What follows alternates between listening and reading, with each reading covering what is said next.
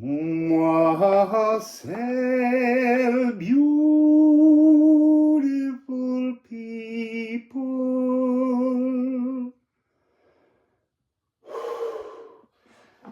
I've got to move again. I feel, as soon as I sat down, like there's a breathlessness going on today. We just go with it all. I'm going to rifle through these. I'm actually going to do it down there. I feel like I can't get my arms up in the air. Oh, I'm going to have to move. It's making my back tinge again. I've got all these micro adjustments going on. And maybe they're making me breathless. It's not. I'm not remotely breathless until I sat down into this energy. So I think I need to change all of my position. That's better. I think it's probably not a good idea, but I like to do not good ideas. Sorry, I nearly turned that off then. That's interesting. Anyway, let's go with... I need to see that because I thought I saw her just now. And it was Neptune. Oh, that's interesting. Because it was the fog. Recognising alchemy. Recognising the truth of alchemy. There's something here. It's interesting. I've got to move the other leg now. Let me put that underneath there. No. I'm out of shot. So, recognising true alchemy. Neptune, in disguise, a clearing of a fog. So, yes, now I'm back. I was having a discussion the other day. Several years ago, it was... Everyone always talked about ascension symptoms. And they used to bother me because I never felt any. It's more to do with sort of recognising that even on a spirit path, there are fads. There are things that become on everyone's lips until something else comes along. And that's to recognise when we're being nudged by a collective notion, which means we're slowing down our awakening. We're not questioning anything. We're going along with a collective mentality. But, you know, that's part of something that's delivered to us through the notion of the age of Aquarius. It's reaching out to the collective. But it's not about experiencing the same thing. There's a card in the rune deck, Man, number 20, which talks about how we are this collective murmuration of starlings. We all move at the same time through the sky and make clouds. And then there's moments when the birds all move slightly differently and that cloud shifts in a kind of very liquid, fluid, alchemical way. But every bird that's in that cloud of feathers is an individual bird, and at times they align and at times they don't. So to me, the notion, we don't say ascension symptoms anymore, which is a good thing because I don't like a lot of terms because I think they imprison us, the labels. But there are senses, this thing I'm getting at the moment where it's being called micro alignments. To alchemize your micro alignments. Okay? So that's Mary the Alchemist. So, sorry, she is full or empty. It's a choice. To feel empty or to feel full.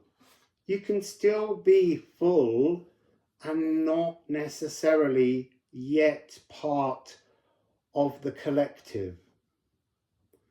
and then you join in the collective when you feel full and think that your contribution to the collective will help to deal with the collective emptiness.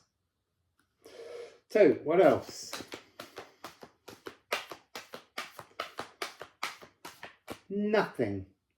Bye. Let's go to the other deck.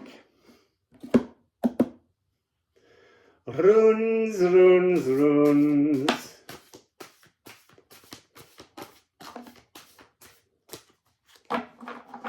So down here, Flursa, flow, an alchemical rite of passage is taking place at the moment in you, because Mary the Alchemist, if you want to look her up, she's written as Mary the Jewess on the internet.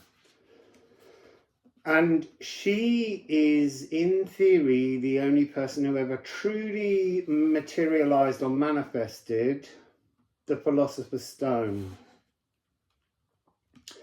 And this is, it's a 13 frequency, it's a divine intervention. It's almost like the energy that Mary alchemized and explored to reach some kind of elemental fluidity to create the Philosopher's Stone. There's also something here about, this is a Saxon brooch pin to hold your cloak or whatever on, and I'm being shown take off the cape, take off the old energy, move past the weight of the frequency you ordinarily exist within. True alchemy. And it is the all-encompassing cosmic womb. Balanced frequencies. And then we have Nithogir. Look, Nithogir lives on the shores of Helheimir, and the shores are scattered with the bones of the dead. And Nithogir gnaws at the bones. But that's really just a reference to how the natural world recycles. There's something here. This jewel, this thing holding on your energy cape, it's so precious to you that you can't let go of it. And yet I'm being shown taking it off, dropping the cape, standing. See, this is almost like the cape encircling you, and this is the east stroke that you need to return to be energetically clean, sort of slimmed down, less weighted, less heavy with energy and burdens, and go and give it to Nithogir for his treasure trove. And you're giving it freely, honestly and kindly, because look, I've been wearing this energy, this precious jewel, crystal, whatever it is. I want to give it back. Give it back to the earth. So when I went all over Brittany and Portugal, every time I found a stone circle, I buried or gave a tree or hid into the roots crystals to return them, to sort of say, I'm so grateful for this, but I want to give it back to you. Because there's something in this frequency that I'm reading here about an energy incoming, but it's almost like your previous jewel within you, and that could just be your philosophy or a particular emotion. You just need to, it's almost like it's repelling the incoming new energies. I'm not saying throw your stuff away. It's talking about emotional, philosophical, something precious to your being. And you're going to give it back to the earth. and just go, do you know what? I love this, but I don't need it anymore. Let's see what else comes through. We've got no sound healing notes.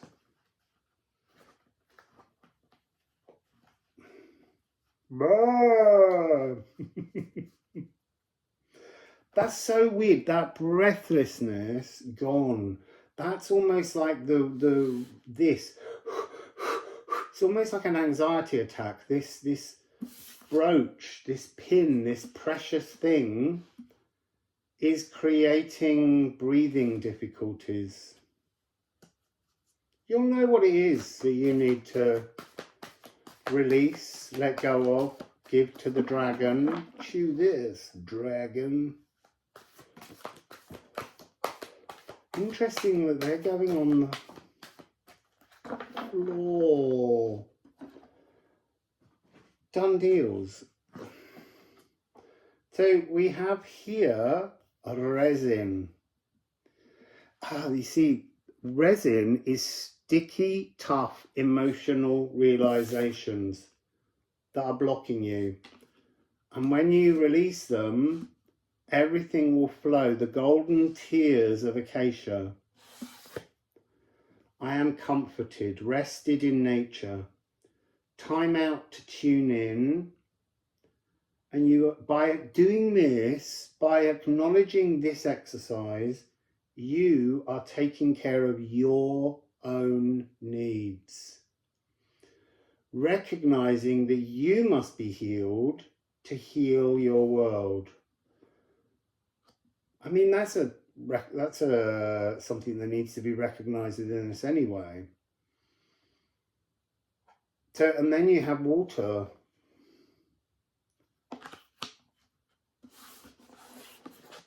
Flursa, water, sacred blood and water. That is, blood is this very energy. Emotional sluice gates. Look, you might rock and cry and shake as you do this. It's an empathic deluge. And a soulful knowing, soulful sagacity. I am flowing. Flursa, flow. Flow, baby. Let's go one more and just see what it is. We don't have any. Oh, yeah, we do. Sweetens music, sweetens life, sweetens experience. That's what the resin is. The resin is sticky. That's almost like when our blood is sticky, when we're not flowing cleanly. There it is. That's gone on the floor as well. Oh, Divine Nine Newer. Beautiful early magic. It's almost like the burden, the sticky old energy that needs to be removed and then alchemized is blocking springtime. It's like all the little buds are all waiting, but until this energy is gifted back to the physical world dragon Nithogir, you can't open your blossoms. You can't blossom. You can't blossom. So, sorry, before I do that, let me just look at the what we have here.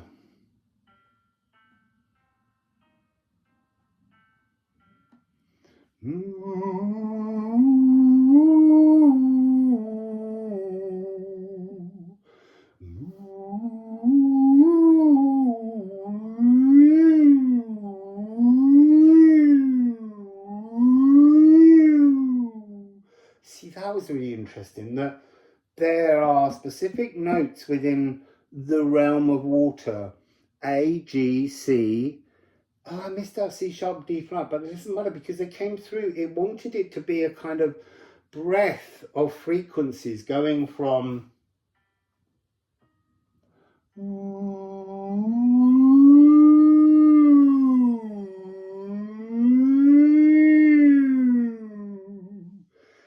to the all frequencies within that space, within that G and that D, E sharp, E flat, D sharp, is the energy of the resin, the stickiness of the resin, and it needs to be washed clean, it needs to be unstuck, and it needs to have soulful fluidity, that sagacity, that knowing, that understanding that you are flow.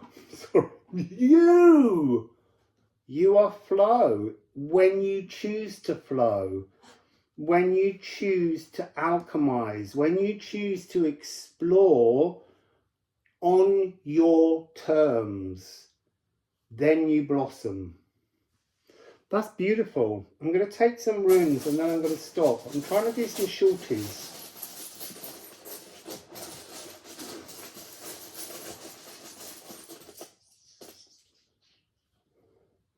Interesting. Sorry, people.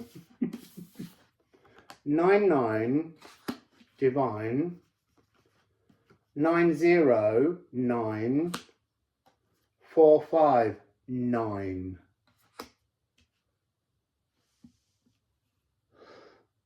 And then what have we got there? 13 8 15 6. No. Well, there's a 6. It's almost, this has,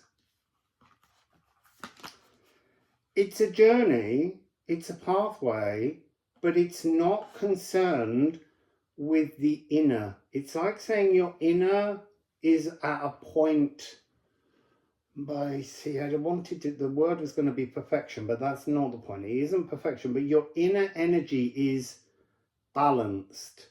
This is about allowing you to pull off all the stickiness that's stopping your philosopher's stone, your new internal frequency, from coming out into the world.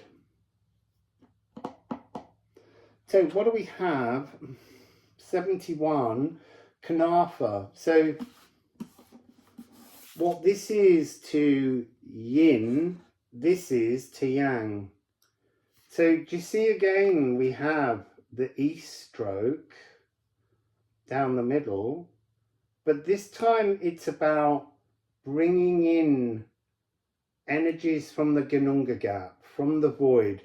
It's also about recognizing when the old is over, when the old blood songs need to be changed. So that's, you take off the brooch.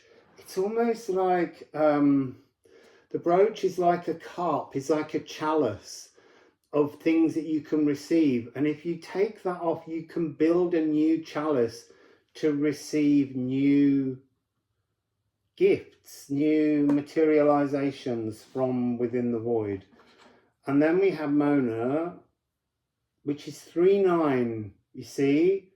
3-9, the divine inner workings. So this is the energy of recognizing that all that you've been through has created a tangle of emotions that have been hanging heavy. Take off, remove the energetic cape and stand clean. And then we have 44.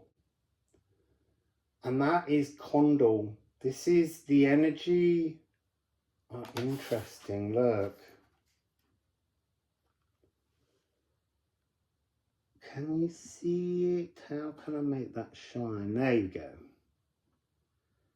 So the energy comes in as that little download from the almighty cosmos, and that inspires this blossoming energy to just turn so that you here physically begin to resonate and sing with cosmic, see, I wanted to say intentions, but it's more with cosmic possibilities formulated and run and spun and woven through your particular frequency, just to keep it simple. So there we go, beautiful people.